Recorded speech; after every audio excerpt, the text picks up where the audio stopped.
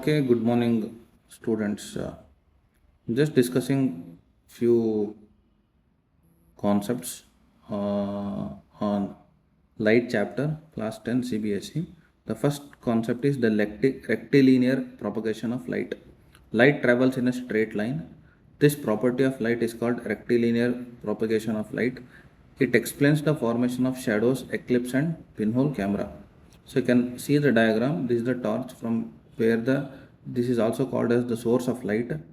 It falls on the object, that is ball, and its shadow is presented on the screen. So this is a concept of simple. Rectilinear means straight line. Then the phenomenon of reflection of light. When light falls on a smooth surface, it bounces back. This is called reflection. The angle of incidence is equal to angle of reflection. This is also called as the law of reflection. So this is a mirror. This is a plane mirror, and this is an incident ray. This is called as imaginary line called normal, and this is called as the reflected ray. So incident ray, reflected ray. The angle the incident ray forms with the normal is called as the angle of incidence. The angle the reflected ray forms with the normal is called as angle of reflection. So according to the law of reflection, angle of incidence is equal to angle of reflection. The third phenomenon is refraction of light. When light travels from one medium to another, it changes its direction. This is called refraction. The bending of light depends on the optical density of the medium. From rarer to denser, bends towards the normal, and from denser to rarer, bends away from the normal. So this is a diagram.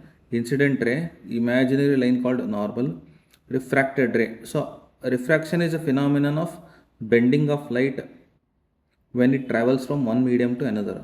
So this is air medium, which is also called as the rarer medium. This is a water medium, also called as a denser medium. When light travels from air to water, it bends. So this phenomenon of bending is called as refraction. And remember these two highlights.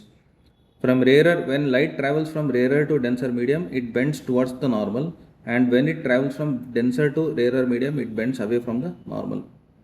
And spherical mirrors. We have two spherical mirrors, concave mirror and convex mirror. P is called the pole. This is called the curvature. This is called the P is the pole. F is the focus. C is the center of curvature. Spherical mirrors. A mirror whose reflecting surface is part of the sphere is called spherical mirror. Two types of mirrors, concave mirror and convex mirrors. Light makes the world visible. Understand its properties and use them to solve problems easily. Okay, thank you.